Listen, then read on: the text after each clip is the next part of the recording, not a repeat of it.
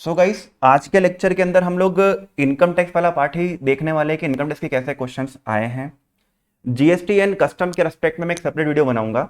GST and custom के बहुत ही easy question थे, बहुत ही स्ट्रेट फॉरवर्ड क्वेश्चन थे। अगर आपने पढ़ा है कस्टम एंड जीएसटी तो आप ये मान के चलिए 9 नंबर का कस्टम आया था आपके एग्जाम में एंड 41 मार्क्स का जीएसटी आया था। तो मैं ये मान सकता हूं कि 50 नंबर में से 32 नंबर या 33 नंबर तो स्ट्रेट फॉरवर्ड क्वेश्चंस थे, उसमें कोई दिक्कत नहीं होनी चाहिए। बट हाँ, इनकम टैक्स वाला पार्ट हमेशा दोस्तों ट्रिकी रहेगा ही रहेगा, क्योंकि बहुत सारे कॉम्बिनेशंस बनते हैं इनकम टैक्स के अंदर है, वो एग्जाम में एकदम से क्लिक होना आपके लिए जरूरी है। देखो भैया, स्टार्ट करते हैं। मैंने आप लोगों को क्या थीम बताई थी आपके पेपर के लिए। आपके पेपर के लिए मैंने आपको थीम बताई थी दोस्तों कि हमें फोकस करना है जीएसटी के ऊपर, कस्टम के ऊपर, जो कि 50 नंबर का होगा। एंड मैंने आपको कहा था, चिल्ला चिल्ला के 1000 बार कहा था कि पीजीबीपी पढ़कर जाना, पीजीबीपी पढ़कर जाना। वो 11 नंबर का आया है इस पेपर में। देखो, क्वेश्चंस ऑलमोस्ट सेम ही रहते हैं, क्वेश्चन ऑलमोस्ट सेम ही रहते हैं, है ना। अब आप देख लीजिए भैया, सेट कौन सा है ये। अब ध्यान से सुनना, पीजीबीपी के 11 क्वेश्चंस थे और इसके बाद अगर अपन देखा जाए, जो मैं सेट डिस्कस कर रहा हूं उसमें 11 क्वेश्चन थे पीजीबीपी के। एंड आपको याद है मैंने कहा था असेसमेंट अच्छे से पढ़कर जाना है, अपील्स रिवीजन पढ़ के जाना है। उससे भी दोस्तों 7 क्वेश्चन थे। तो अगर आप देखेंगे तो कितने हो गए ये आपके 68 मार्क्स दोस्तों। 68 मार्क्स का चिल्ला चिल्ला के कहा था कि आपको ये करना है और इसमें से आपको बहुत इजीली स्कोरिंग मिलेगी। नाउ लेट्स सी कैसा क्वेश्चन थे। क्वेश्चन ऑलमोस्ट सेम ही होते हैं, सेट रहता है तो भी फर्क नहीं होता है कि अलग अलग क्वेश्चन आते हैं, ऊपर नीचे हो सकते हैं, बट ऑलमोस्ट क्वेश्चंस क्या होते हैं, सेम।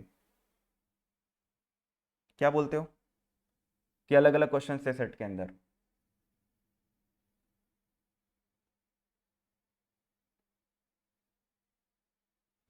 है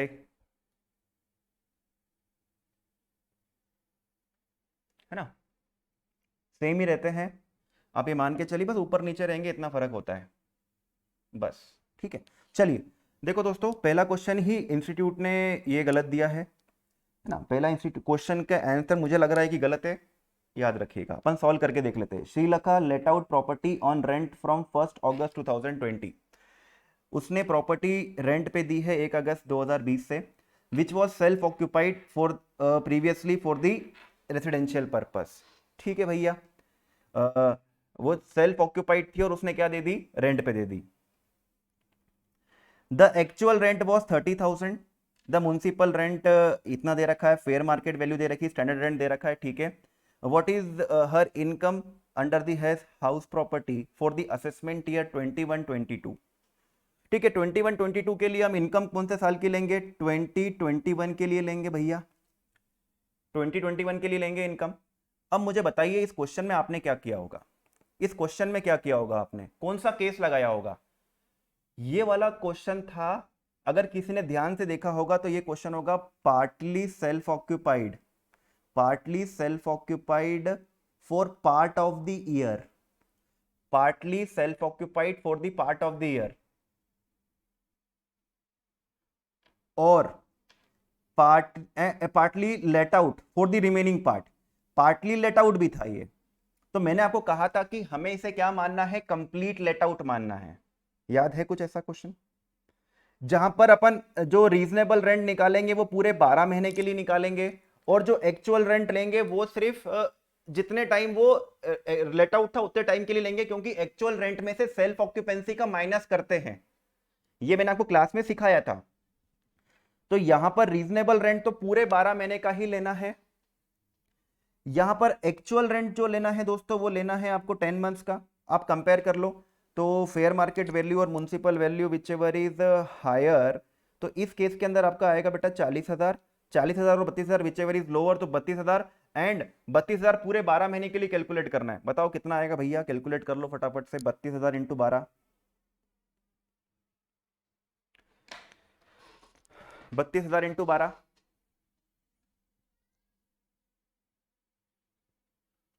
384 है ना, 384 आया। 384, और एक्चुअल रेंट तो 10 महीने का ही लेंगे, अक्टूबर सितंबर से लेके ईयर एंड तक का। सॉरी 8 कितनी जुलाई नहीं अप्रैल मई जून 3 महीने का छोड़ दो, है ना, तो कितने महीने का लेंगे अपन 8 मंथ्स का। तो भैया यही ज़्यादा आएगा 384। इन 384 में से 30% माइनस करेंगे, 384 में से 30% अपन क्या करेंगे माइनस करेंगे, तो इसमें से मुझे लग रहा है कि कोई भी ऑप्शन नहीं है, इसमें से वो ऑप्शन नहीं है। तो जिस बच्चों ने ये क्वेश्चन अटेम्प्ट नहीं किया होगा ना, जिसने अटेम्प्ट नहीं किया होगा उसको 1 नंबर मिलेगा।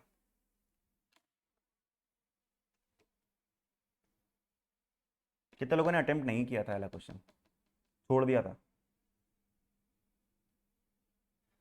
बहुत सारे लोगों ने तो क्या किया होगा, इसमें से कोई आंसर लाने की कोशिश करी होगी, बहुत सारे लोगों ने क्या होगा कि इसमें से कुछ आंसर लाने की कोशिश करी होगी। अब गलती करी ना दोस्तों, तुमको सिखाकर भेजा है मैंने क्लियरली। एनीवेज छोड़ो छोड़ो, कोई दिक्कत नहीं, ये क्वेश्चन ठीक था, थोड़ा सा ट्रिकी था, जिसको समझ में आएगा वही कर पाएगा। क्लास में मैंने आपको हर केसेस करवाए हैं। सेकंड वाला क्वेश्चन ये तो इजी था भैया, ये सबसे बन जाना चाहिए। Rajshekhar on three identical properties, एक लेट आउट कर रखी है for monthly rent of 50,000 during the year. तो भैया 50,000 इंटू 12 कर देंगे, 50,000 into 12। The other two properties are self occupied by, तो दो प्रॉपर्टी की तो वैल्यू 0 ले लेते हैं, तो 2 की तो नील ले ली होगी आपने। तो 50,000 इंटू 12, अब 50,000 इंटू 12 करोगे तो कितना आ रहा है 6 लाख, और 6 लाख में से 30% किसका माइनस करना पड़ेगा स्टैंडर्ड डिडक्शन का, तो भैया इसका आंसर 420 रहेगा। ये तो सही होगा सबका,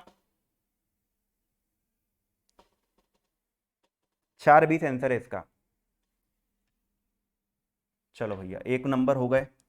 ये वही जिसने अटेम्प्ट नहीं किया है, क्वेश्चन में मिस्टेक है। अब इंस्टीट्यूट का पता नहीं, जिसने अटेम्प्ट किया उसको भी दे दे तो अलग बात है ना, वो अलग बात है, लेकिन अदरवाइज इसमें से कोई ऑप्शन मेरे हिसाब से तो सही नहीं है। फिर ये बेटा इतना सिंपल सा क्वेश्चन, चल अब क्लास में बोला डेप्रिसिएशन पढ़कर जाओ से, ये 3rd नंबर क्वेश्चन से अब पूरा आपका पीजीबीपी चालू हो गया है। Red manufacturing limited purchase the new motor car 14 lakh की एंड यूज्ड सेम, है ना, पुट टू यूज कब से करा, दिसंबर से करा भैया, दिसंबर से करा तो हमको मालूम होना चाहिए। अच्छा अब सुनना, ये लिखा है दिसंबर 19 में, ये कब पुट टू यूज हुआ है दिसंबर 19 में। How much depreciation allowable on the car for the assessment year 21-22, और मैंने आपको कहा है कि हमारे लिए हमेशा प्रीवियस ईयर जो होता है वो 20-21 होता है, ठीक है। तो ये कार कब खरीदी गई होगी, ये कार खरीदी गई होगी 19-20 में, तो 19-20 में 14 लाख की पड़ी होगी ये। तो जब 19-20 में 14 लाख की कार पड़ी होगी, तो 14 लाख के ऊपर बच्चों 19-20 में कितना डेप्रिसिएशन मिला होगा, 19-20 में कार के ऊपर रेट क्या यूज करी, पहले तो ये बताओ भाई, कार के ऊपर आपने रेट क्या यूज करी, 15% की 30%? सबसे पहली गलती मैंने आपको कहा था, अगर मोटर कार किसके लिए होती है, मोटर कार जो होती है अगर आपका हायरिंग लीजिंग का होता है तो 30% है, अदरवाइज 15% है, अदरवाइज 15% है। तो जब ये 19 के अंदर क्या हो चुकी होगी, पुट टू यूज हो चुकी होगी, तो 19 में इसको हाफ रेट से डिप्रेशन मिला होगा, पिछले साल उसको हाफ रेट से मिला होगा, तो 7.5% मिला होगा भैया। 14 लाख का 7.5% करो, 14 लाख का 7.5%,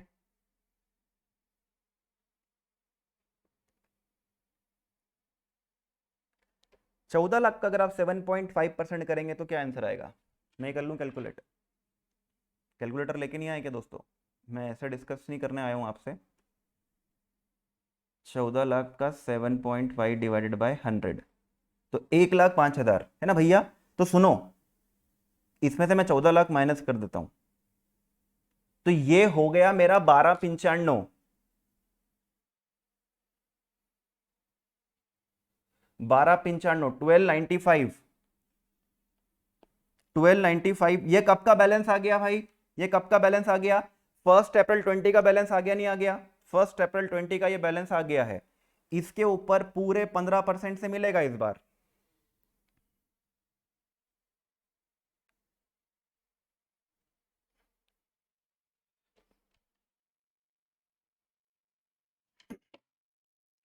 जिस किसी महान इंसान ने क्वेश्चन बनाया तुम्हारे मॉड्यूल से, जिस किसी महान इंसान ने क्वेश्चन बनाया तुम्हारे मॉड्यूल से, उसने पुराना मॉड्यूल यूज करके बनाया होगा, क्योंकि यहां पर अगर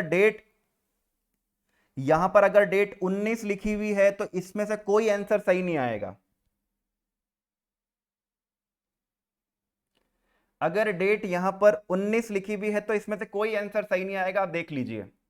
अगर डेट यहां पर 20 होती, यहां डेट 20 होती तो 100% 7.5% करके बहुत सारे लोगों ने यही टिक करा होगा, 1,05,000।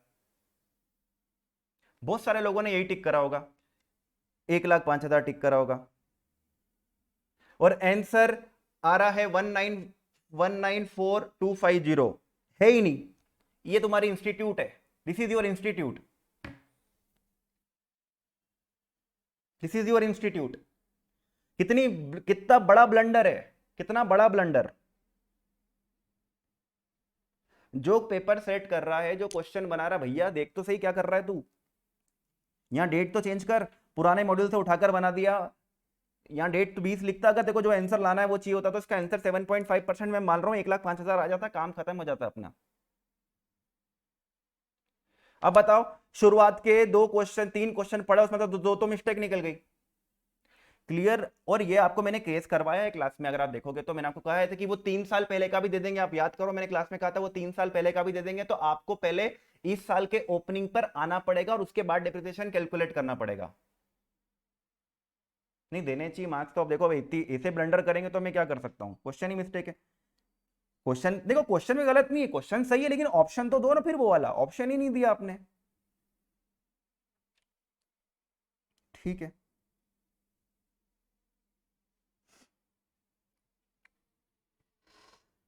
अब यहां पर लिखो भी सही कि भैया मोटर कार, यहां पर क्वेश्चन कैसे क्वेश्चन बनाते हैं, लिखो मोटर कार, भाई मैन्युफैक्चरिंग लिमिटेड है तो कार किसके लिए खरीदी, किस चीज के लिए खरीदी, लिखना चाहिए आपको। यहां पर डिटेल देनी चाहिए आपको। ठीक है, अब जान दो, कुछ नहीं कर सकते, ये भी गलत है मेरे हिसाब से तो। अब आते हैं भैया इसके ऊपर 32 AD, क्वेश्चन नंबर 4। हाँ दोस्तों, यहां पर आप लोगों से गलती हो सकती है, लेकिन मैंने आपको कहा था एक बार एग्जाम में अगर कभी भी नील वाला ऑप्शन आए तो एक बार याद रखिएगा, नील वाला ऑप्शन अगर आता है तो जहां तक संभावना होती है कि उसका आंसर नील होता है। सेक्शन मैंने आपको 32 पढ़ाया, याद है, डेप्रिसिएशन। एंड मैंने आपको तब कहा था कि एक सेक्शन है 32 AD जो अब एप्लीकेबल नहीं होता, जो अब एप्लीकेबल नहीं होता। वो 31 मार्च 2020 तक अगर असेट खरीदते हैं तब 32 AD एप्लीकेबल होता था। एंड आपको मैंने ऐसे भी याद करवाया था जब मैंने कहा था कि ये जो बैकवर्ड एरिया है उसमें एडिशनल डिप्रिसिएशन की रेट 35% है, लेकिन ये 31 मार्च 2020 तक थी और उसके बाद इसकी रेट नॉर्मली कर दी गई है। तो बेटा ये 32 AD सेक्शन ही एप्लीकेबल नहीं होता, तो कोई डिडक्शन मिलने का सवाल ही नहीं था और इसका आंसर नील था। ठीक है, जिस इंसान ने ये क्वेश्चन बनाया है ये प्रीवियस मॉड्यूल से बनाया है 100%, क्योंकि ये अब सेक्शन आना ही नहीं चाहिए 20-21 में। 20-21 में तो जब ये एप्लीकेबल ही नहीं था, बट इसका आंसर अगर उन्होंने दे रखा है तो इसका आंसर नील रहेगा। हाँ, now question number 5। Question number 5 जो था दोस्तों, ये क्वेश्चन था ब्राउनी प्रोसेसर लिमिटेड 4,50,000 के as contract charges to Martin, it deducted tax at source at the rate 1%। ठीक है, it deducted tax at source at the rate 1%। फिर यहाँ पर यहाँ सही कर दिया भाई, डेट सही कर दी, यहाँ पर खुश हो जाना चाहिए, यहाँ डेट सही आ गई है। 30 अप्रैल को हमने पेमेंट करा था 1.5 lakh and did not deduct tax on the subsequent payment 3 lakh. भाई 1.5 लाख पे तो अपन ने टीडीएस कट कर लिया, लेकिन 3 लाख पे हमने टीडीएस कट नहीं करा। कुछ याद आ रहा है? टीडीएस नहीं कट करने से क्या होता है? टीडीएस कट नहीं करने से वो खर्चा डिसअलाउड हो जाता है। आपको इंपॉर्टेंट सेक्शन की लिस्ट में लिखवा रखा था मैंने, भैया 32 पढ़कर जाना, सेक्शन 40 की डिसअलाउंस पढ़कर जाना।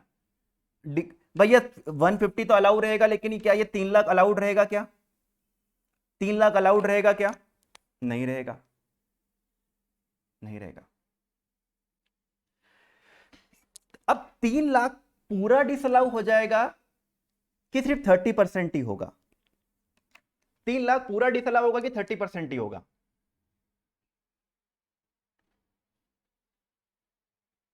30% है ना, ठीक है। देखो भैया, इंस्टीट्यूट को मेंशन करना चाहिए था कि जो मिस्टर मार्टिन है ना, मिस्टर मार्टिन, ये रेसिडेंट है कि नॉन रेसिडेंट है? समझो आप, क्या मेंशन करना था, नहीं करना था कि रेसिडेंट है या नॉन रेसिडेंट है? आपने कैसे मान लिया कि रेसिडेंट है? आप लोगों ने कैसे मान लिया कि वो रेसिडेंट है? अगर नॉन रेसिडेंट है तो 100% डिसअलाउड है, और रेसिडेंट है तो 30% डिसअलाउड है। लिखना था, लेकिन सुनो दोस्तों, सुनो दोस्तों, इसमें एक इनडायरेक्ट हिंट थी जिससे कि वो रेसिडेंट ही है, और जिसने रेसिडेंट मान के सॉल्व किया होगा, और 30%। अब वो इनडायरेक्ट हिंट क्या थी वो आप लोगों को क्लिक नहीं होगा दोस्तों। आपको टीडीएस जब मैं पढ़ाता था तो मैंने कहा था कि जितने भी टीडीएस के प्रोविजन है बेसिकली वो रेसिडेंट के ऊपर अप्लाई होते हैं, नॉन रेसिडेंट के लिए अलग से रेट दे रखी है। ऐसा मैंने आप लोगों को कहा था जब मैं टीडीएस पढ़ा रहा था आपको, नॉन रेसिडेंट के लिए अलग अलग रेट दे रखी है। आप मैक्सिमम याद रख लीजिए, सेक्शंस पूरे रेसिडेंट पे ही अप्लाई होते हैं। तो जब ये 1% काटा गया है 194C के अंदर, तो ये रेसिडेंट के लिए ही काटा गया होगा। एंड इसका आंसर 1.5 लाख रहेगा, सॉरी इसका आंसर रहेगा आपका 3 लाख का 30% बेटा, है ना, 3 लाख का 30% डिसअलाउड है, यानी 90,000। Answer is 90,000। कितने लोगों का भैया ये सही है? कितने लोगों का ये सही है? आपका सही है भैया, चलो अच्छी बात है ना, सब लोगों का सही है ऑलमोस्ट। अरे भैया ये गलत मत करके आना, क्या तुमको मैंने पहले क्लास में लिखा दिया था 40A3 पढ़कर जाओ? भैया 40A3 पढ़कर ही जाना है।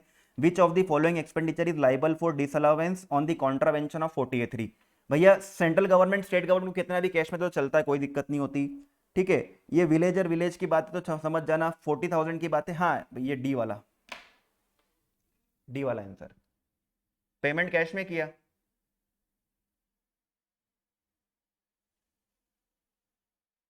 है ना, पेमेंट कैश में किया ना आपने, उसके अकाउंट में जमा करने से क्या होता है, आपका तो कैश गया है ना, you have made the payment in cash. D वाला आंसर है। सही होंगे सबके ये वाले बात तो, आई थिंक सबका सही है। सेवंथ वाले को पेंडिंग रखते हैं भैया, अभी सेवंथ वाले को पेंडिंग रखते हैं, डिस्कस करेंगे, रुको। अच्छा एट्थ वाला बता दो, एट्थ वाला क्या है? Mahadev discontinued his wholesale trading business. He wrote off some 270 due from Shankar, which was allowed as a deduction in the tax. Now Mahadev recovered 90,000 as full and final settlement. तो भैया मैंने आपको कहा था कि 90,000 टैक्सेबल होंगे, 90,000 सेक्शन 41 डीम्ड इनकम, बीपीजीबीपी की deemed income taxable होंगे, और ये टैक्सेबल होंगे कहां पर? Business, as an income from business. I think ये भी सही होगा आपका, इजी क्वेश्चन था।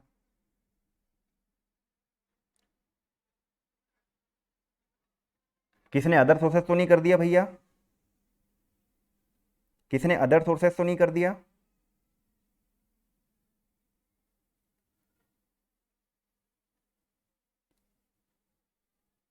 एवरीवन, क्या सही है कि नहीं तुम्हारा याला?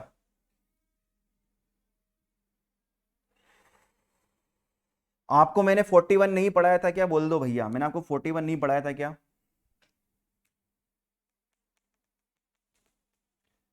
ट्रेडिंग लाइबिलिटी कभी अलाउ की गई है और उसके रेस्पेक्ट में कुछ भी रिकवरी हो जाती है, बैड डेब्ट्स रिकवर्ड हो जाता है, तो इट इज टैक्सेबल।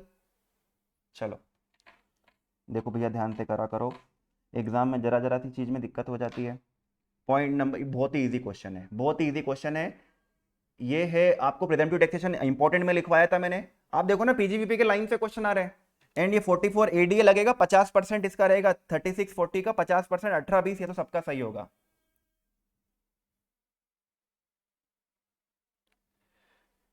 खुशी जी, ए क्यों कर दिया आपने आंसर? आपने क्या कर दिया? 36 40 का कितना कर दिया आपने? 36,40,000 का कितना कर दिया? 8% कर दिया आपने।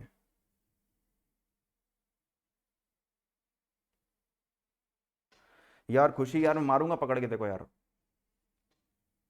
अरे 44 एडीए सर्जन है, सर्जन सर्जन प्रोफेशन है ये, इसमें 50% लेते हैं ना, इसका 18 20 आंसर है। इतनी सिंपल सी बात है। अच्छा भैया, फ्री प्रिजम्पटिव टैक्सेशन मैंने तुमको बोला था, इसका क्वेश्चन भी प्रैक्टिकल तुम्हारी कॉपी में देख लो, मिलेगा तुमको लिखा हुआ। सेम क्वेश्चन करवाया मैंने, 13,000 लिया होगा तो 13,000 आपको कॉपी में भी मिल जाएगा।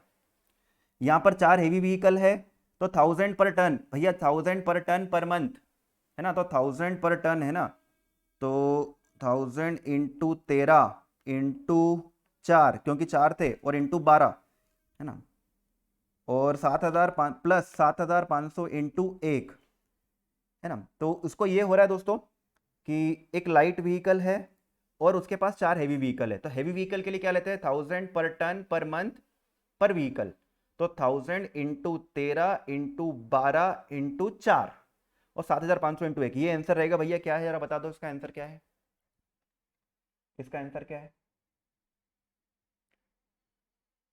इसका आंसर मेरे हिसाब से कितना, मेरे को कैलकुलेट करना पड़ेगा, जल्दी कैलकुलेट करो।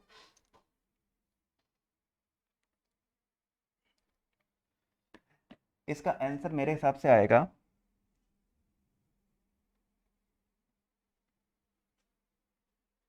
भूल तो नहीं करा तुम लोग, तुमको ये करवाया कि नहीं करवाया, ये मत बोलना कि नहीं करवाया मैंने ये question. 1,000 into, sorry, 1,000 into 13 into 4 into 12, 624 plus 7,500 into 7,500 into 12 है ना, है ना, 7,500 इंटू 12, 7,500 इंटू 12, 7,500 इंटू 12 आएगा 90,000, 7,500 इंटू 12 कितना आएगा, 90,000, और ये करो, ये रे भैया तुम कैलकुलेट कर दो ना, मेरे को कैलकुलेट करने की आदत नहीं है।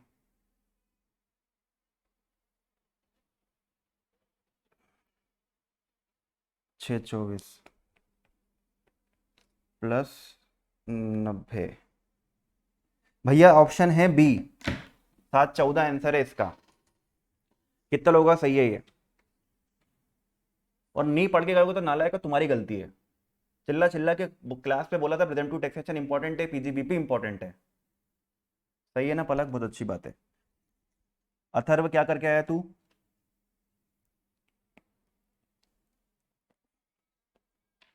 ठीक है, चलो भैया ये वाला क्वेश्चन किसने सही किया देख लेते हैं, है ना, ये वाला क्वेश्चन किसने सही किया अपन देख लेते हैं। 11th है, अर्थ, अर्थ बेटा तू कहाँ है, तू कुछ नहीं बोल रहा है, इधर देख,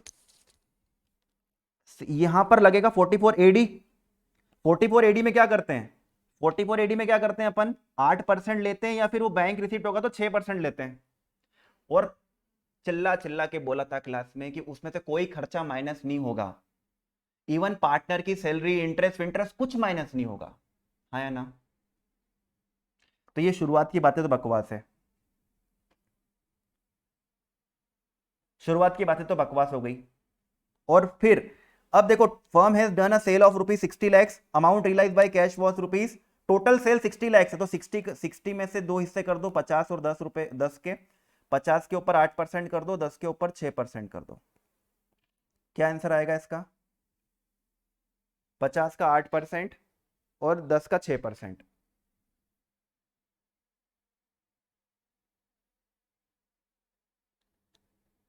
इसका आंसर ये आएगा भैया सी, 460। 50 का 8% यानी अपना 4 लाख, और 4 लाख और इधर 6% कर देंगे तो 60,000, तो ये 4,60,000 आंसर है भैया, सही है ना तुम्हारा, वेरी गुड।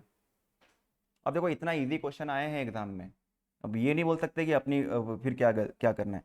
हाँ, इसके बाद भैया ये क्वेश्चन था 12th, it was related to depreciation in patent intangible, intangible के ऊपर भैया कितनी रेट थी, इंटेंजिबल के ऊपर कितनी रेट थी, 25% थी ना।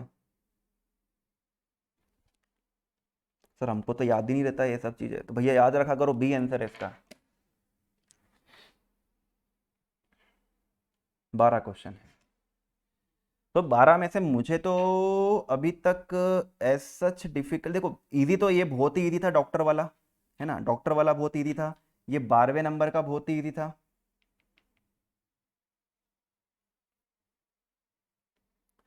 इवन ये 10th भी इजी था, इतना कोई डिफिकल्ट नहीं था, आप देखोगे तो।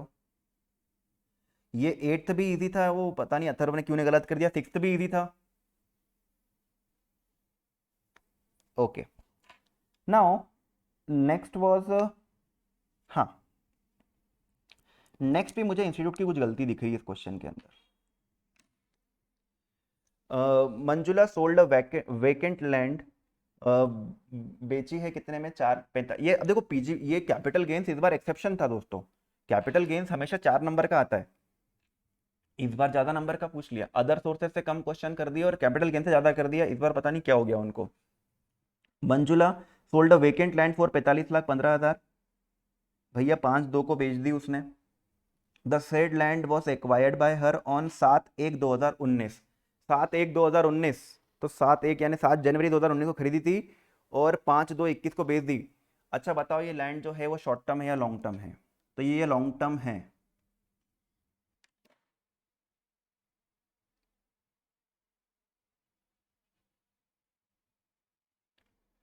भैया ये तो आपको इतना इजी क्वेश्चन, कैपिटल गेन कैसे निकालते हैं, कैपिटल गेन कैसे निकालते हैं, sale consideration minus cost of acquisition.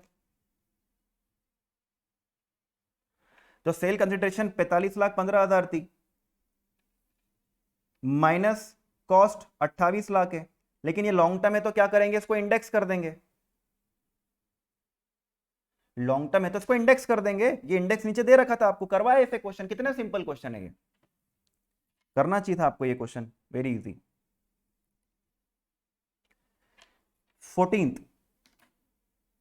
14th Murari, as 67 दे रखी है। You are required to determine which of the transaction shall be regarded as transfer, किसको ट्रांसफर मानना है, किसको ट्रांसफर मानना है। तो भैया ये वाला ट्रांसफर नहीं होता, आपको मैंने लिस्ट बनवाई थी, रिवर्स मॉर्गेज स्कीम ट्रांसफर नहीं होता, होल्डिंग सब्सिडरी को ट्रांसफर करे तो नहीं होता, ये वाला आंसर है इसका डी। कैपिटल गेन का बहुत ही इजी क्वेश्चन था ये, डी इज द आंसर। अरे यार सारे लोग आज ही कॉल करेंगे क्या।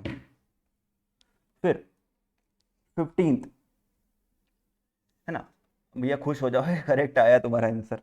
अब ये वाले में तो देखना मैं उल्टा लटका के मारूंगा एक एक को, अगर ये वाला क्वेश्चन गलत किसी ने भी किया होगा तो। Kapil Dev is engaged in manufacturing activity, the WDV of the plant and machinery was 688, the entire plant and machinery was sold on 780,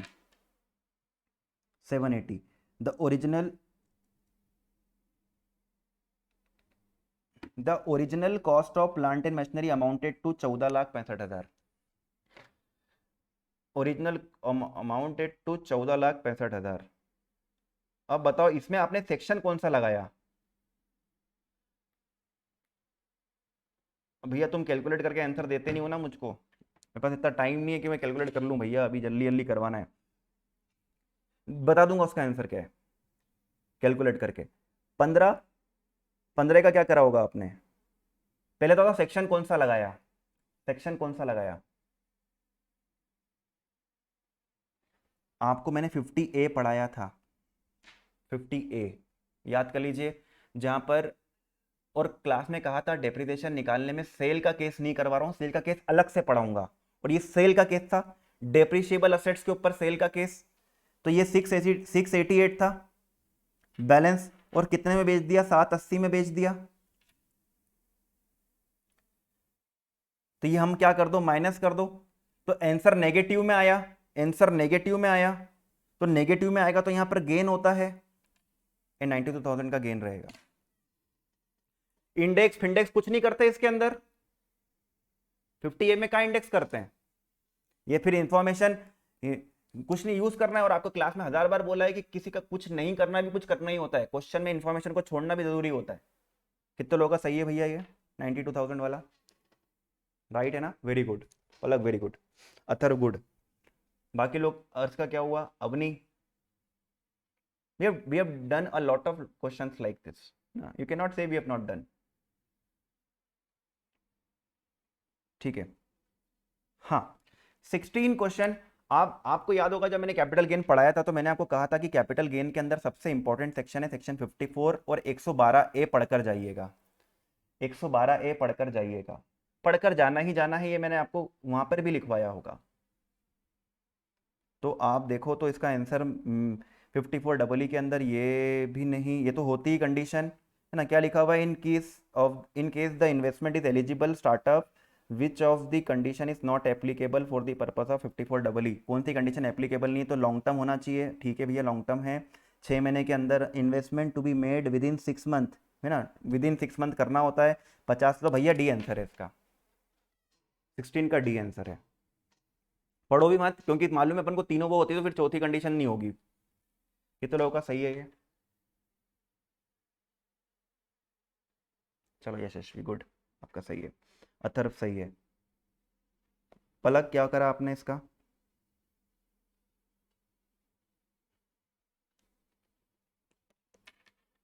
सही है अवनी, वेरी गुड। अच्छा, इधर देखिए next question again, capital gain. I don't know इस बार capital gain से इतना प्यार क्यों कर लिया। As sold one vacant site at Baroda, 90 lakh में बेची। The vacant site was inherited from his father. ठीक है, आपको मैंने ये क्वेश्चन करवाया था, फादर से मिली 1999 के पहले, 2001 के पहले मिली, तो फेयर मार्केट वैल्यू से क्या करेंगे, रिप्लेस करेंगे। तो भैया 90 लाख, 90 लाख इसकी सेल कंसिडरेशन है, इसमें से 5 लाख, 5 लाख को इंडेक्सेशन कर लो, 5 लाख को इंडेक्सेशन कर दो, 5 लाख को डिवाइड बाय कर दो 100 से, और मल्टीप्लाई कर दो 301 से। ठीक है, 5 लाख डिवाइड बाय 100 × 301, तो ये आ जाएगी इंडेक्स कॉस्ट ऑफ एक्विजिशन, ये माइनस कर दोगे तो आंसर आ जाएगा। अच्छा, इसने क्या करा है, एक रेसिडेंशियल प्रॉपर्टी खरीदी है सिंगापुर में, तो भैया इसकी डिडक्शन नहीं मिलती, इसकी डिडक्शन नहीं मिलती 54 के अंदर। इंडिया में खरीदना बहुत ज़रूरी है, इंडिया में खरीदना बहुत ज़रूरी है। तो इसका आंसर रहेगा, क्या आंसर रहेगा इसका,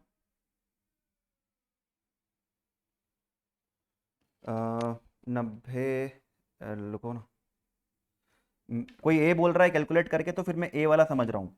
डिडक्शन नहीं मिलेगी 70 लाख की, ये मान लीजिएगा। कितने लोगों का सही है ये?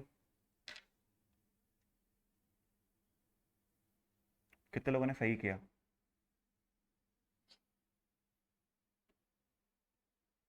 सही है ना दिशा, वेरी गुड। मैंने करवाया ऐसे कितने सारे क्वेश्चन, ये तो कुछ भी नहीं है, तो मैंने इससे कितने डिफिकल्ट लेवल के करे थे अपन ने। आपको तो याद होगा, मैंने वो तक भी करवाया आपको कि वो एडवांस मनी फॉरफिट भी कर ली, तो एडवांस मनी फॉरफिटेड माइनस करना है, नहीं करना है, क्या करना, अपन कितना लंबा खेल खेलते थे।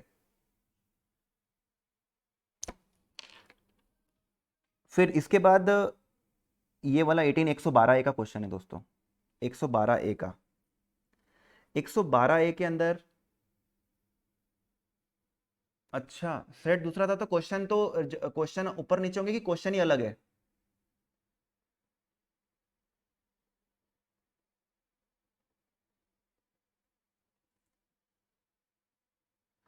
बेटा ऊपर नीचे ही होंगे।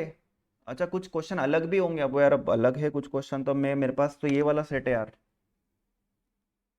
ठीक है ना, अब क्या कर सकता हूँ, जो सेट है, अब देखो आप, आपने जो आपके सेट में जो क्वेश्चन है वही ऑलमोस्ट आएंगे घूम फिर के कहीं ना कहीं से, तो उसको समझने की कोशिश करिए। ये वाला क्वेश्चन रमा देवी था, कि रमा देवी आई थी क्या तो किसी के एग्जाम में, तुम्हारे सेट में ना, आई थी ना रमा देवी? ठीक है, तो 112 ये लगाना था यहाँ पर।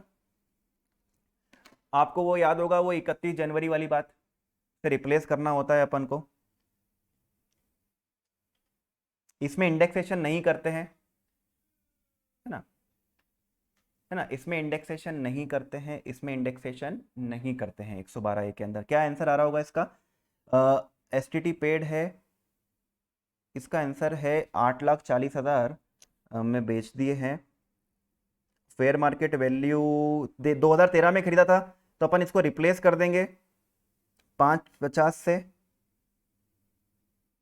तो इसका आंसर आएगा 840 माइनस 550,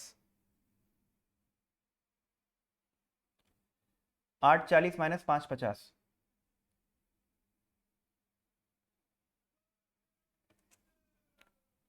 ये आ रहा है क्या? सी, सी इज द आंसर। इंडेक्सेशन वगैरह यहां पर नहीं करते हैं 112 ए के अंदर।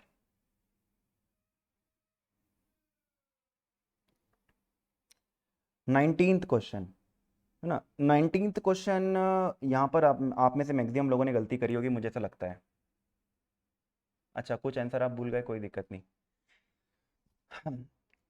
19th में मेरे को मैक्सिमम लोगों ने गलती करी होगी, और वो गलती तुमको याद भी दिलाऊंगा कि क्लास में मैं चिल्ला चिल्ला के बोलता था कि भैया वो मत करके आना, और जिसने नहीं करी होगी वो बहुत अच्छी बात है। शिव सागर 64 है, रिटायर्ड पेंशनर है, with a pension of ₹320 receive during the previous year. 320 की उसको पेंशन मिली है।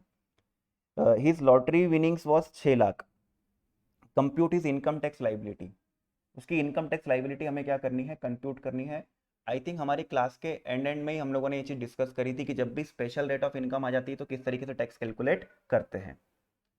तो इसमें से लॉटरी इनकम पे तो 30% टैक्स लगता है, स्ट्रेट फॉरवर्ड। लॉटरी इनकम पे 30% टैक्स लगता है। बाकी ये जो 320 है इसके ऊपर नॉर्मल रेट से लगेगा, 320 है इसके ऊपर नॉर्मल रेट से लगेगा।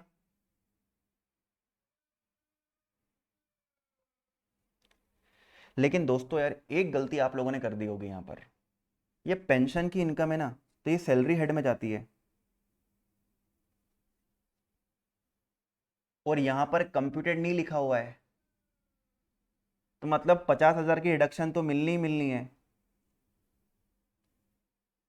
तो 320 में से 50 चले गए। अरे याद है, किसको याद था, किसको याद था?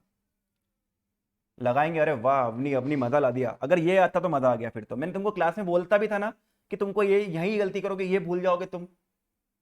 अच्छा किया याद आया तुमको। 50,000 अपन ने क्या करे, माइनस करे, तो 320 में से 50 चले गए। 320 में से 50 चले गए तो भैया उसके तो फिर नॉर्मल रेट पे तो कोई टैक्स लगना ही नहीं उसका।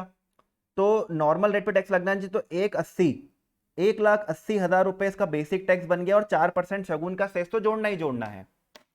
4% शगुन का सेस जोड़ते ही जोड़ते हैं। क्या आंसर था इसका? 1,80 का 4% करोगे तो कितना आएगा? 1,88,240।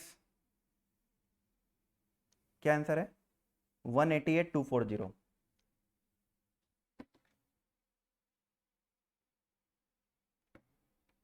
नहीं, 1,80 का 4% करने दो ना मेरे को, कितना होता है?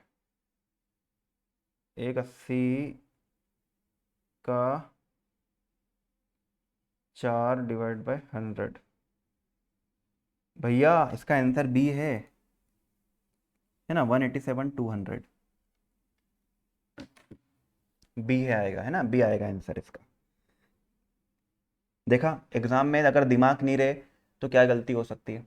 और मैं आपको क्लास में भी बोलता था कि आपको ये बात का ध्यान रखना है, वहाँ कंप्यूटेड लिखा हुआ है नहीं है, कंप्यूटेड लिखा हुआ है नहीं है। चलिए, लेकिन बहुत अच्छी बात है, आप में से बहुत सारे लोगों को याद था, it's very good thing. Which of the following income is not chargeable under the income from other sources. तो आप इसको पढ़ोगे ना तो दोस्तों ये वाला पॉइंट दिख गया ना आपको। SBIC section 28, SBIC section 28। मैं तो बताऊंगा नहीं इसको, तो अपन ने कितनी बार रट रटा है इसको तो अपन ने। अब मुझे बताओ ये वाले क्वेश्चन में क्या दिक्कत है? अब कितना इजी क्वेश्चन था। अर्थ बड़ी, तू कुछ नहीं बोल रहा है, ये तो सही करके आया ना तू तनीषा, ये तो सही करके आई कि नहीं करके आई?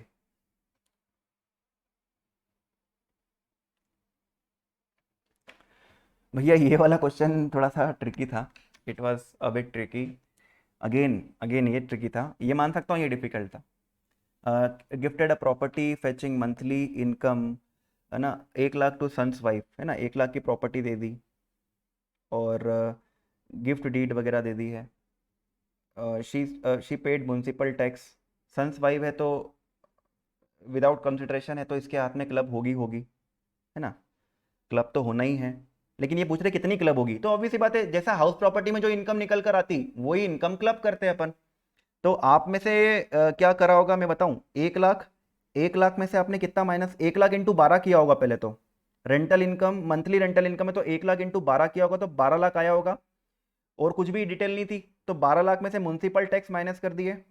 म्यूनसिपल टैक्स माइनस कर दिया, बिल्कुल। तो 30,000 माइनस कर देंगे पेड ड्यूरिंग द ईयर वाला, तो आ जाएगा 11,70,000। 11,70 का 30% माइनस कर देंगे, है ना, 11,70 का 30% माइनस कर देंगे। 11,70 का 30% क्या कर देंगे, माइनस कर देंगे। और सुनो, ये अरियर्स ऑफ रेंट है, 4 लाख भी मिल गया अरियर्स ऑफ रेंट। करना कुछ नहीं था, मतलब ये हाउस प्रॉपर्टी की तरह ही सॉल्व करना था। अगर मैंने हाउस प्रॉपर्टी किसी और को दे दी तो इनकम मेरे उसमें क्लब हो रही, तो जितनी इनकम उसकी निकल कर आती है ना हाउस प्रॉपर्टी की, वही इनकम मेरी उसमें क्लब हो जाती। और आपको याद होगा ये अरियर्स ऑफ रेंट मैंने आपको पढ़ाया था, 30% माइनस करने के बाद टैक्सेबल होता है। तो 4 लाख का 30% माइनस कर देंगे, यानी मैं बोल दूं, मोटा मोटी बोल दूं तो मैं 11 और तो 15,70,000 आ गए। 15,70,000 का 30% माइनस करने के बाद जो बचेगा ना, वो आंसर रहेगा। और इसका आंसर रहेगा ये वाला बी, है ना, ये बी आंसर रहेगा इसका। लगे कौन फंडे, किसके लगे? पूरे हाउस प्रॉपर्टी के फंडे लगे, है ना। क्लब होना है इनकम तो 100% क्लब होना है, मालूम है ना, लेकिन कितनी क्लब होना है? तो जो सामने वाले को इनकम हो रही होगी तो उसकी इनकम हाउस प्रॉपर्टी में कैलकुलेट कर लो। हाउस प्रॉपर्टी में इनकम कैसे कैलकुलेट करना तुमको बताया। सॉरी, एक बार मैं देख लूं।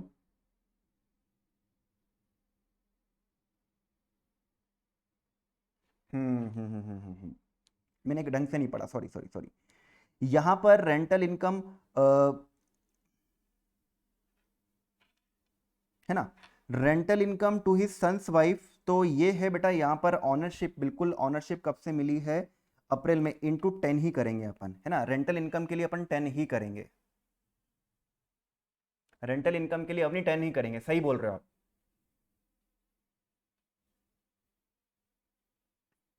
100% करेक्ट है। 10 इंटू कितना करेंगे? 1 लाख, तो 10 लाख ही आएगा। 12 क्यों नहीं करेंगे, मैंने डेट नहीं देखा, क्योंकि जब ऑनरशिप ही आपको कब से मिली है? ऑनरशिप ही 1 जून से मिली है, तो 2 महीने की तो आपकी क्लबिंग होगी नहीं, 2 महीने की तो इनकम उसकी रहेगी, है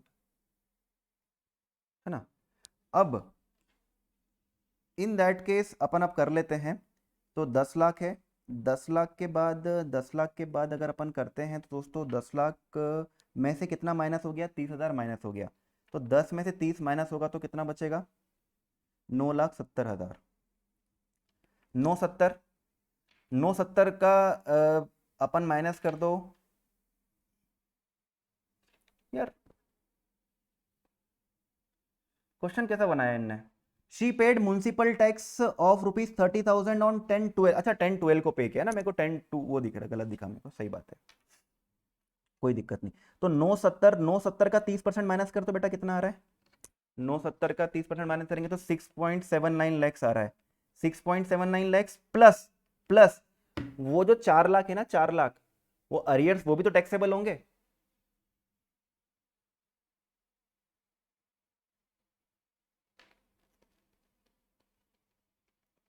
जो 4 लाख मिले थे पिछली बार के, का वो 30% है ना। तो 4 लाख का 30% अगर अपन माइनस करते हैं, 4 लाख का 30% अपन माइनस करते हैं तो 120, तो 280 प्लस 679, इसका आंसर 959 आ रहा है, बिल्कुल सही बोल रहे हो आप। इसमें नहीं दे रखा है, पता नहीं क्या पेपर बनाते, क्या करते हो लोग, क्या सोच के बनाते हैं। अब जिसने जिस जिस जिस इंसान ने इसका आंसर निकाला होगा ना दोस्तों, उसने गलती क्या कर दी होगी मालूम है अपनी? इसने गलती क्या कर दी कि जो इनिशियली मैंने गलती करी थी, मैंने डेट देखी नहीं, मैंने पूरे 12 महीने का रेंट ले लिया और ऑप्शन ये डाल दिया,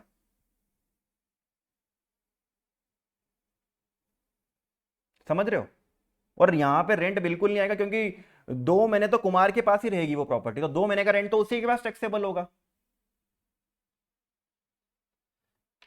बिल्कुल करेक्ट है, यहाँ पर क्वेश्चन में मिस्टेक है, और मैंने आपको क्लास में भी कहा है कि इनकम टैक्स के पेपर में, अच्छा वो तूने वो कर दिया अवनी, अरे यार अवनी बोला था ना 4+4 क्यों करा? क्योंकि अरियर्स ऑफ रेंट टैक्सेबल होता है, लेकिन 30% माइनस करने के बाद ही होता है। अब देखो, मैंने आपको क्लास में भी कहा था कि इनकम टैक्स के अंदर आप जो सोच के जा रहे हो उससे आपको ज्यादा नंबर मिलेंगे, उसका रीजन ये है, उसका रीजन ये है कि इसमें क्वेश्चंस गलत भी आते हैं, गलत आते हैं इसके अंदर। ठीक है, अब ये क्वेश्चन में मिस्टेक थी अगेन। तो अभी तक कितने क्वेश्चन में मिस्टेक हो गई अपनी? देखा जाए तो 3 क्वेश्चन में मिस्टेक हो गई अपनी, पहला क्वेश्चन, तीसरा क्वेश्चन और ये वाला क्वेश्चन।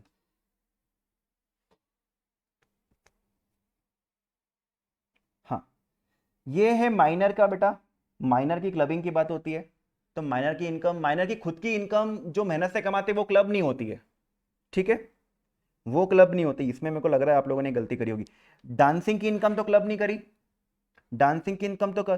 कैश गिफ्ट भैया, कैश गिफ्ट 50,000 तक एग्जम्प्ट होता है, तो ये तो कोई दिक्कत ही नहीं है, क्लब ही नहीं होगा, ये तो एग्जम्प्ट होता है। और बचा ये एफडी की इनकम क्लब होगी 62,000, लेकिन 1,500 रुपए की डिडक्शन पर माइनर मिलती है, इसका आंसर 60,500 रहेगा। ऑप्शन है सबका सही है, मतलब अतर भी सही बोल रहा है, दिशा भी सही बोल रही, गुड। अच्छा सुनो, ये इनकम टैक्स में क्या होता है दोस्त, अगर तुम्हारे प्रोविजंस पे ग्रिप नहीं है तो दिक्कत आ जाएगी। अब उनने इस क्वेश्चन के अंदर अदर सोर्स का एक पॉइंट मिक्स कर दिया, तो वो तो आपको क्लिक होना चाहिए ना कि सर ने कहां बताया है कैश गिफ्ट मिला है। तो कैश गिफ्ट के बारे में अपन बात करते हैं कि टैक्सेबल होता है कि एग्जाम्प्ट होता है, तो आपको मालूम है कि 50,000 तक मिलता है तो ये एग्जाम्प्ट होता है। तो आपको ये, अब यहां पे कुछ भी आ सकता था भैया, गिफ्ट के अलावा कुछ और भी इनकम लिख देते, वो किसी और हेड की इनकम लिख देते, तब क्या कर लेते। तो प्रोविजंस क्लियर होने चाहिए, और वो किस तरीके से भी आए आपको अप्लाई करते आना चाहिए एग्जाम में।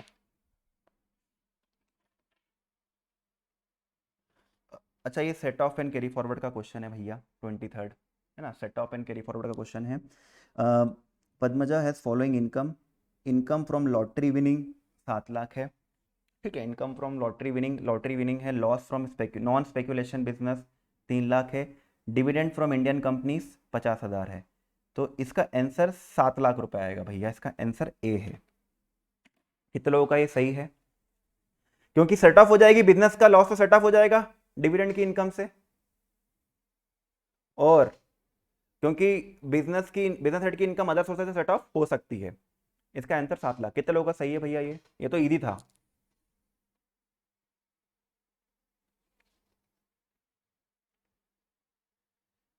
ऑप्शन ए, दिशा का भी ऑप्शन है, अथर्व का भी ऑप्शन ए, चलो ठीक है। 24 विच of the following is not eligible for carry forward and set of, है ना। इसका आंसर बेटा देखो, कैपिटल गेन तो सेट ऑफ होता ही होता है, कैरी फॉरवर्ड होता ही होता है, हाउस प्रॉपर्टी भी होता है, ये भी होता है, आपको मैंने बताया था ये। अदर सोर्सेज का मैंने आपको कुछ लिखा है नहीं, और मैंने कहा था कि लॉटरी वगैरह के लॉसेस वगैरह कैरी फॉरवर्ड होंगे ही नहीं, क्योंकि वो सेट ऑफ ही नहीं हो सकते। इसका आंसर बी है।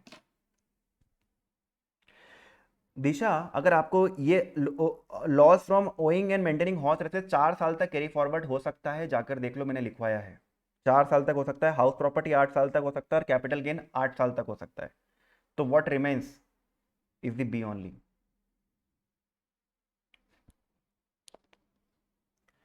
अच्छा, 25 भैया मैंने नहीं पढ़ाया आपको, 25 मैंने नहीं पढ़ाया आपको। मैंने आपको कहा था 5 क्वेश्चन बाहर से आएंगे, वो होंगे तो होंगे भैया, नहीं पढ़ाया मैंने आपको। 80, आपको याद है अपन जब डिडक्शंस पढ़ रहे थे, तो डिडक्शन के लास्ट के अंदर जो इनकम डिडक्शन थे, है ना, आई ए, आई बी, आई ए सी, ये मैंने बोला था अपन ड्रॉप कर देते हैं, पहले ही बहुत सारी पढ़ ली अपन ने, है ना। बाकी अगर आपने एस बी ई सी वगैरह में कुछ पढ़ा हो इसके बारे में, तो आप टिक करके आ जाओगे। अब मैंने नहीं पढ़ा इसलिए मैं डिस्कस कर भी नहीं रहा हूँ। 26 भैया, 26 का आंसर क्या आएगा जरा देखते हैं। Ramachari is a pensioner who has received 746 by the way of pension during the previous year. भैया पेंशन मिली है उसको, his only other income is interest from the fix deposit, what is the total income. Total income क्या होगी। आधे लोगों का तो दिमाग ही चलेगा नहीं, और ऐसा नहीं होगा कि नहीं पढ़ा है, पढ़ा है सब है मैंने, लेकिन तुम्हारा दिमाग नहीं चला होगा। क्लास में भी तुमको क्वेश्चन करवाए मैंने इस बेसिस के ऊपर। भैया 746 में से पहले तो अपन कितना माइनस कर दो, 50,000 माइनस कर ही दो। सही बोला कि नहीं बोला मैंने।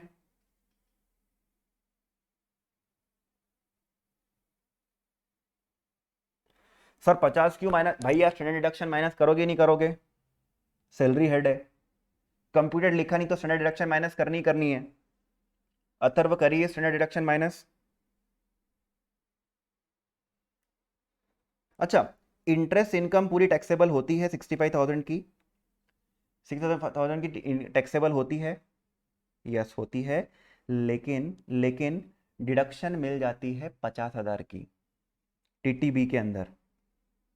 सीनियर सिटीजन को डिडक्शन मिल जाती है 50,000 की।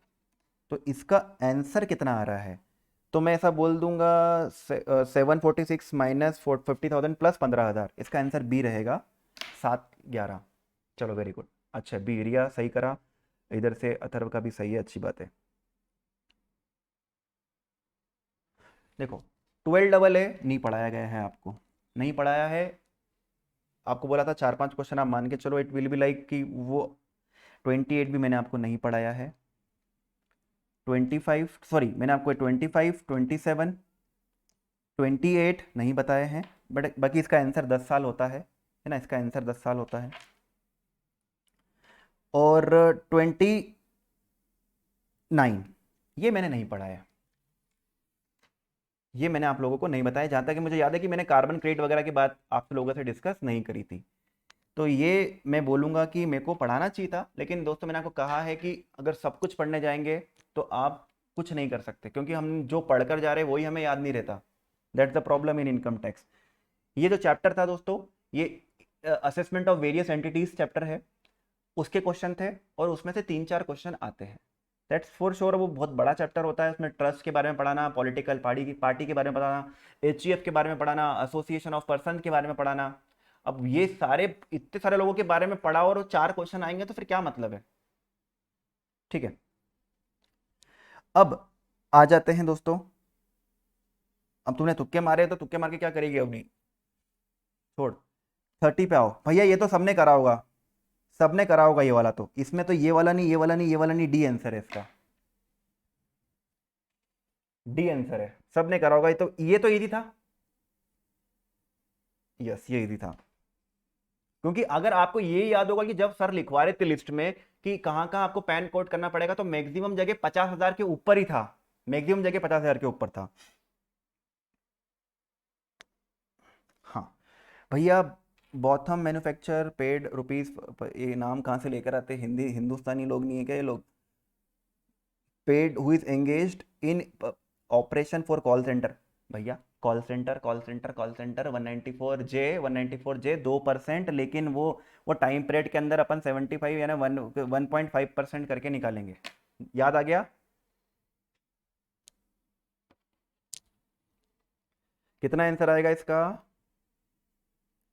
425, 4,25,000, क्या वो कुछ आंसर है इसका, 425 का 1.5%, 2% है, लेकिन वो अमेंडमेंट अप्लाई करना है भैया, बी आंसर है 6375।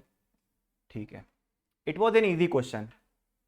अर्थ ये सही करा कि नहीं करा तूने, यशस्वी सुहानी, अगर ये क्वेश्चन आपके उसमें था तो आपने सही किया नहीं किया, इजी था ये क्वेश्चन भैया, ये भी इजी था, इसका आंसर ये आएगा सी।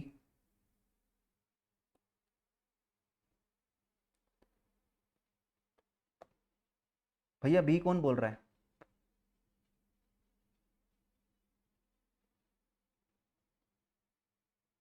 याद नहीं आया भैया, मैंने 194J तो इंपॉर्टेंट बोला था तुमको यार, को याद नहीं आया, मैं क्या करूं। अच्छा इसका भी बोला, 32 का क्या बोला तूने, 32 का बी कैसे करा भाई तूने।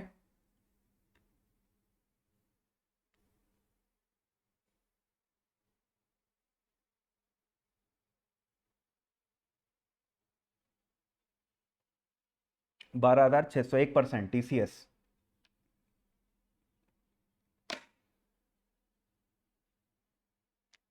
ठीक है, इसके बाद दोस्तों यहाँ पर 33 के अंदर मनोज जी जो है 5 लाख बिजनेस से इनकम अर्न करते हैं, 32,000 रुपये इंटरेस्ट मिल जाता है ऑन फिक्स डिपॉजिट।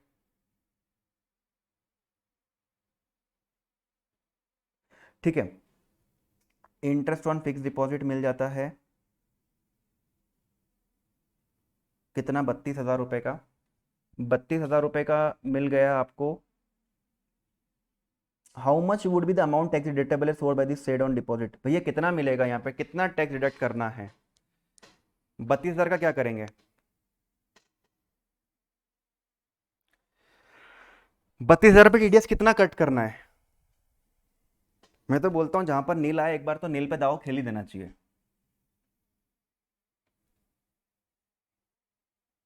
है ना, नील पे दाव खेल ही देना चाहिए, क्योंकि 40,000 तक इसके ऊपर टीडीएस कट नहीं होता है, इसका आंसर नील है।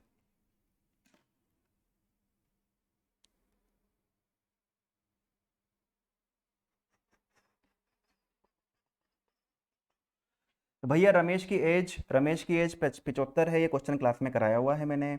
टोटल इनकम इसकी 8 लाख है। तो how much advance tax has to be paid before 15 December तक कितना एडवांस टैक्स पे करना पड़ेगा? 15 तक कितना पे करना पड़ेगा? तो भैया टैक्स कैलकुलेट कर लो।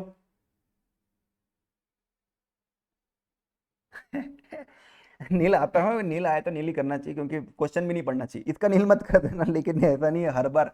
देखो एक बार नील आ गया तो हर बार नील नहीं आएगा, है ना, हर बार नील नहीं आएगा। इसका आंसर कुछ ना कुछ तो आएगा। इसका आंसर सी आ रहा है। अथर्व तेरा सही है, बिल्कुल सही है। कैसे किया होगा अथर्व? मैंने कहा था कि टैक्स कैलकुलेट कर लो, कितना एडवांस टैक्स भरना पड़ेगा इसको, तो उसका टैक्स कैलकुलेट कर लो। तो इसकी एज उम्र 75 है, तो 3 लाख तक टैक्स नहीं लगेगा। 3 लाख यानी 10,000 तो उधर से बन गए, 10,000 उधर से बन गए। और 8 लाख का अगर 5 लाख का अगर अपन करते हैं 30%, तो 20%, सॉरी, 5 लाख का 20% करते हैं अपन। मैं क्या कर रहा हूँ यार, सही कर रहा हूँ कि नहीं कर रहा हूँ? गलत कर रहा हूँ शायद। 3 लाख का 20% करना है मुझको। 3 लाख का 20% करना है, तो ये हो जाएगा आपका 60,000। 60,000 तो ये हो गया। और 10,000 रुपये टैक्स उसका इतना बनता है, प्लस 4% और जोड़ देना भैया, प्लस 4% और जोड़ देना, पूरा टैक्स निकाल लेना इसका। और जो भी टैक्स निकालोगे ना उसका 75% कर देना, जो भी टैक्स निकालोगे उसका 75% कर देना। तो इसका आंसर ये आएगा। अथर सही बोल रहे तू। कैसे किया मैंने? टैक्स निकाल लिया उसका। कितने लोगों ने ये किया है क्वेश्चन, और इसकी नहीं किया है? किया है या नहीं किया है? किया। अथर्व ने तो किया है, सही करा अथर्व ने। बाकी बाकी लोगों ने, सर हमको आया ही नहीं, कैसे करते थे? तो इतना इजी था, तुमको क्लास में ही बताया था मैंने। आप अपनी कॉपी खोल के देखोगे तो आपको वहां मिलेंगे ऐसे क्वेश्चन। ऐसा मत करो यार। रिटर्न भैया, रिटर्न फाइलिंग, असेसमेंट और आपको अपील बोला था करके जाओ करके जाओ करके जाओ, आखिरी आखिरी में पढ़ाए थे। और मैंने बहुत बार रिपीट करा कि याद भी करवाए थे। उसके बाद भी गलत करके आओगे तो गलत हो, फिर तुम इंसान ही गलत हो। इतनी मेहनत करी अपन ने क्लास में। 35 देखो इनकम टैक्स ट्रिकी रहता है, ऐसा नहीं। मैं इनकम टैक्स में 50 में से 50 लाने का नहीं बोल रहा हूँ। तुम 50 में से 25 भी लाते हो ना इनकम टैक्स में, तो जीएसटी इतना ईजी था इस बार कि तुम 30 नंबर तो आराम से वहां स्कोर कर लेते जीएसटी के अंदर, जीएसटी कस्टम के अंदर। तो 55 नंबर तो सबको आने चाहिए, ऐसा है मेरा केस। अब जो एक्स्ट्रा पढ़कर जाएगा, जिसमें कैपेबिलिटी ज्यादा है, वो ऑब्वियसली बात है ज्यादा लेकर आएगा। भैया इसका आंसर ये क्या है? Which of for which of the following the return of income is mandatory? तो भाई ज्वेलरी की तो मैंने कभी सुनी नहीं। इलेक्ट्रिसिटी बिल 1 लाख से कम है, 1 करोड़ से। बी, बी आंसर है भैया इसका। स्ट्रेट फॉरवर्ड क्वेश्चन था 139 सबसेक्शन 1 का। किया है तो सही। 2 लाख से ऊपर की फॉरेन ट्रेवल वाली बात तो आती होगी तुम लोगों को। अगर ये क्वेश्चन तुमको मैंने क्लास में ही नहीं बोला हो कि आएगा, 100% बोला एग्जाम में, 15 दिन 15 दिन 15 दिन।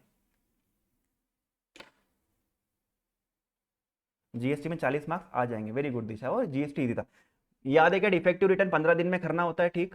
और मैंने बोला था कि एग्जाम में एक ही क्वेश्चन आता है, बार बार यही रिपीट करते हैं। बस इस बार उन्हें डेट दे दी, नहीं तो हर बार 15 दिन देते हैं। बोला है। इसका आंसर क्या होगा? 17 ही दिख रहा है, आसपास यही दिख रहा है। बी है इसका आंसर। चलो ये भी सही होगा। अब assessee has admitted total income of, क्या लिखा है यार? असेसी असेसी असेसी ने 5,50,000 की इनकम दिखाई है। और 234 है। पेनल्टी कितनी लगेगी? भैया कब भरा है? कब भरा है? जनवरी में भरा है। 10,000। 10,000 इसका आंसर है। कितना सिंपल सा क्वेश्चन था, सिंपल सा क्वेश्चन था। 10,000 इसका आंसर है। चलिए तो सब लोगों का सही होगा। 5 लाख से कम होती टोटल इनकम तो फिर अपन क्या करते? वो 1,000 की पेनल्टी लगती। Maximum penalty can not exceed, लेकिन यहाँ पे तो 5,50 है। अथर्व सही करा। What about Sohani, Megha, what about you guys?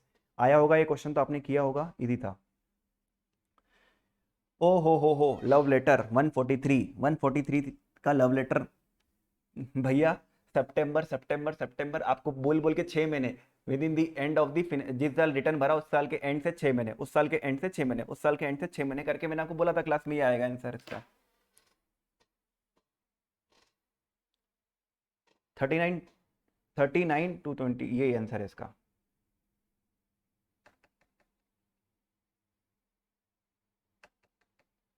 सही है कि नहीं, ये भी गलत करके आए। First appeal, first appeal, first appeal, ये फर्स्ट अपील, अपील की बात आ गई। द इनकम टैक्स असेसमेंट हो गया, was completed by deputy commissioner before whom you should the Jayant कमी फाइल इट्स अपील। भाई पहली अपील मैंने पहले ही बोला था, पहली अपील कमिश्नर के पास जाना, सीधा हाई कोर्ट सुप्रीम कोर्ट मत करना, कमिश्नर अपील्स के पास। जॉइंट कमिश्नर ये तो भिड़ू है, डिप्टी कमिश्नर ये भिड़ू भिड़ू होते हैं, इन पे थोड़ी इनकी अथॉरिटी अपील पे जाएंगे ना, अपील पहली अपील कहाँ फाइल करेंगे, तो उसका आंसर ये था। क्वेश्चन नंबर 40 था दोस्तों, क्वेश्चन नंबर 40, इसका आंसर है 1.5 लाख रुपए। पेनल्टी लगती है ऑडिट नहीं करवाने की, 1.5 लाख रुपए। कितने लोगों का सही है भैया? अच्छा टर्नओवर भी दे दिया, sorry sorry sorry sorry sorry भैया, टर्नओवर भी दे दिया यहाँ पर। तो टर्नओवर, मेरे को लगा कि टर्नओवर मैंने क्वेश्चन ढंग से नहीं पढ़ा। ठीक है, तो 0.5% यानी मैक्सिमम पेनल्टी इसकी रहेगी 1,10,000। सही है भैया, अथर्व सही है। मैंने टर्नओवर नहीं देखा, मैंने सिर्फ पेनल्टी देखी।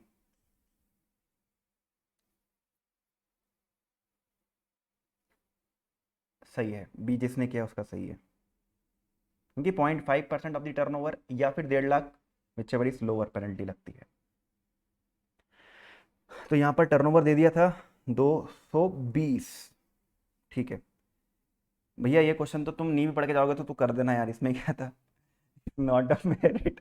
ये क्वेश्चन तो तुम सबको मैं लड्डू में दे दिया उनने, इसका आंसर सी है। अच्छा जिसका आंसर कुछ भी, जिसका आंसर समझ में नहीं आया ना, उसका आंसर सी टिक करा करो। भैया ये अब ये पढ़ाया नहीं है तो तुमको खुद को समझ में आ जाना चाहिए यार, ये थोड़ी पढ़ाते कोई।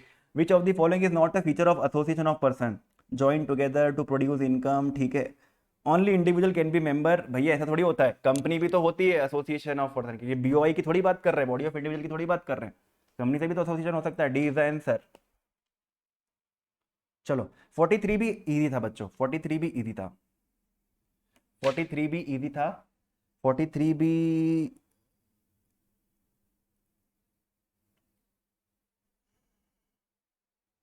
Which of the following person income would not be taxed?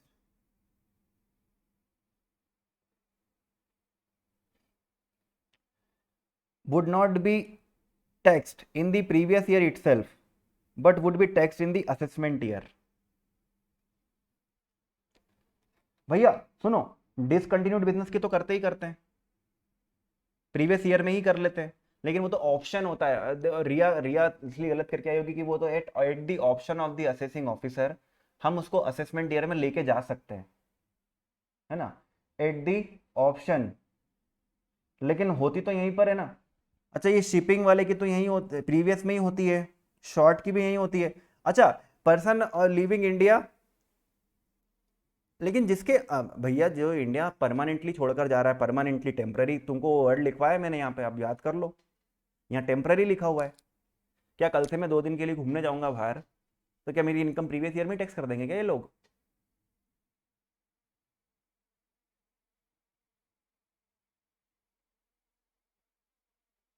Permanently आना चाहिए ना, for longer period of time होना चाहिए, तो ये लोग कब करते हैं, प्रीवियस ईयर में, अदरवाइज ये तो असेसमेंट ईयर में करेंगे। इसका आंसर बी है, इसका आंसर बी।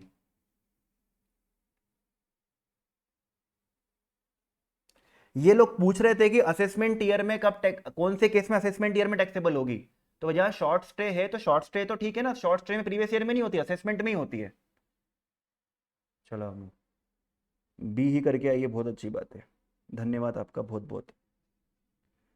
70 साल की उम्र है यार, क्या ये पूरे पेपर में किसी की भी उम्र क्या 50-60 के, 60 से कम नहीं है क्या यार? हर कोई इंसान की उम्र 50-70 ही दे रहे हैं ये लोग।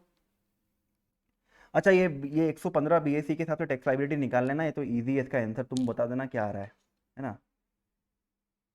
अच्छा ये कम देखो, नालायक को यहाँ कंप्यूटेड लिख दिया है, यहाँ कंप्यूटेड लिख दिया है, यहाँ कंप्यूटेड लिख दिया है, तो इसका मतलब ये 50 में से 50 माइनस मत करना फिर से अपने।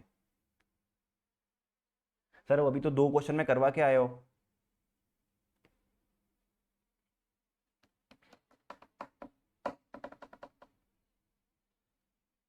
अब ठीक है, क्वेश्चन गलत बोल रहे हैं तो अच्छी बात है, क्वेश्चन गलत है तो देखो, मेरे को ऐसा लगता है कि जो क्वेश्चन अटेम्प्ट नहीं करके आता है उनको मार्क्स मिल जाते हैं, लेकिन ऐसा देखा गया है पेपर देने के बाद कि मतलब बच्चे जो सोच के जाते हैं ना इनकम टैक्स में, उससे ज़्यादा नंबर आते हैं उनको, कम से कम 7-8 नंबर ज़्यादा आते हैं, कम से कम 7-8 नंबर ज़्यादा आते हैं, जो उस अदम्पशन ले रहे हैं उससे। नहीं देखो, अब देखो कर भी लिया तो भी देखो ऐसा बोलते हैं कि नहीं करोगे तो देते हैं हम, लेकिन हो सकता है मिल जाए यार, अब डोंट वरी। गए तो इंस्टीट्यूट की गलती है, ऐसा थोड़ी करना चाहिए यार।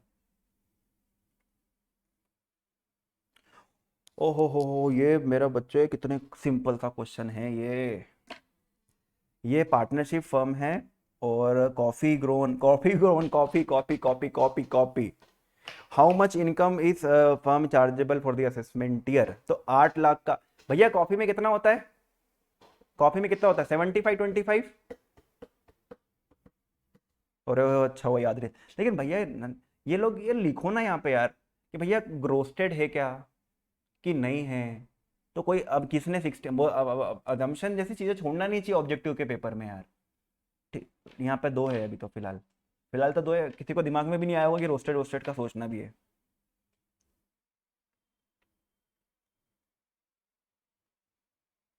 हम्म।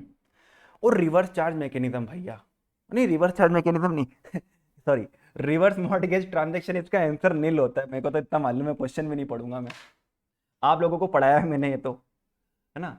रिवर्स मॉर्टगेज स्कीम क्या होती है ये भी समझाया था, और इसका आंसर नील होता है, एग्जम्प्ट है, चलो भैया। अरे विजुअली इम्पेयर्ड पर्सन, अरे अब सैलरी हटके इतने लास्ट में दी इनने, वाह यार, ऐसा क्यों करा इनने यार, इस बार पता नहीं, समझ नहीं, तो सैलरी के पहले दे देना चाहिए, पहले हाउस प्रॉपर्टी सैलरी लाइन से दो यार। Mister Y is visually impaired person, he is employ in a public sector, ठीक है ना, जो भी करता होगा ये, सिंस ये वो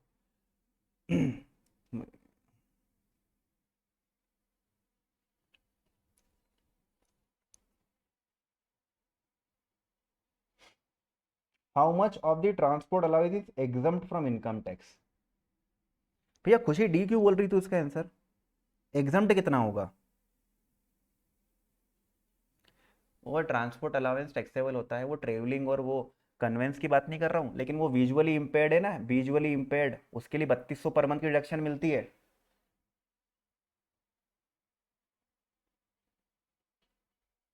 बस सी कहाँ से लिया है ना, तो 3200 पर मंथ की डिडक्शन मिलती है, और इसको तो 30,000 ही मिले हैं, 30,000 इसका आंसर रहेगा। 3200 पर मंथ, 3200 इंटू 12 करोगे तो ज्यादा ही हो जाएगा, 30,000। अच्छा ये कब से, ओ हो इट, सर तो सर ये तो, अच्छा सर हमने तो जून से ले लिया, हमने जून से ले लिया दादा, अपन को 1920 में अपना प्रीवियस ईयर चिल्ला चिल्ला के बोलता हूँ, 20-21 अपना प्रीवियस ईयर है, वो 19 में ज्वाइन होगी तो 20-21 में तो पूरे साल होगी ना।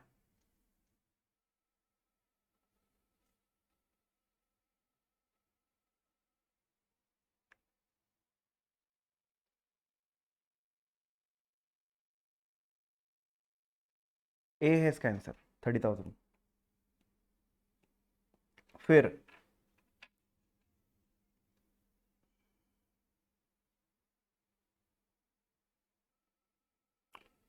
अच्छा ये एचआरए का तो कैलकुलेशन तुमने कर लिया होगा, इसका आंसर क्या है जरा बता दो भाई। एचआरए का तो तुमने कैलकुलेशन कर लिया होगा, मेरे को इसका कैलकुलेशन करने की इच्छा नहीं हो रही है, आप तो इसका सीधा आंसर बोलो।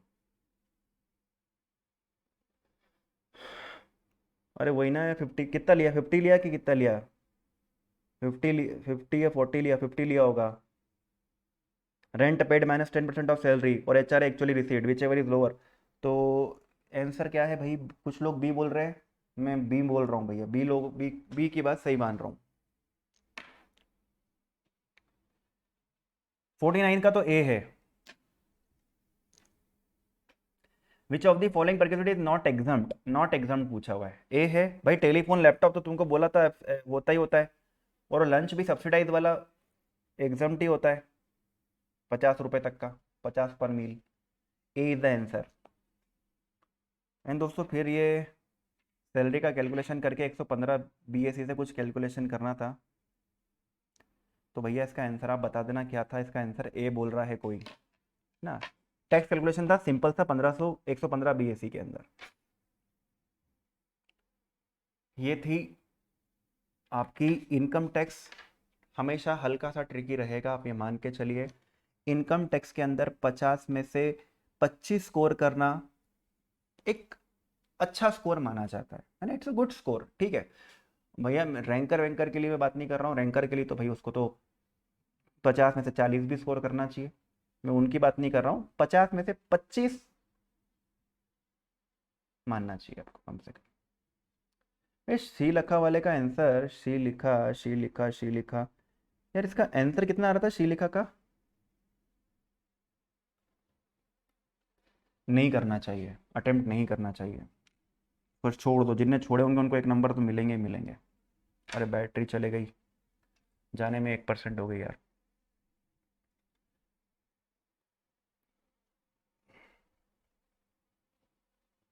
ठीक है, जीएसटी का भी मैं लेता हूँ भैया। कितने लोग, कितने सही हुए तुम्हारे?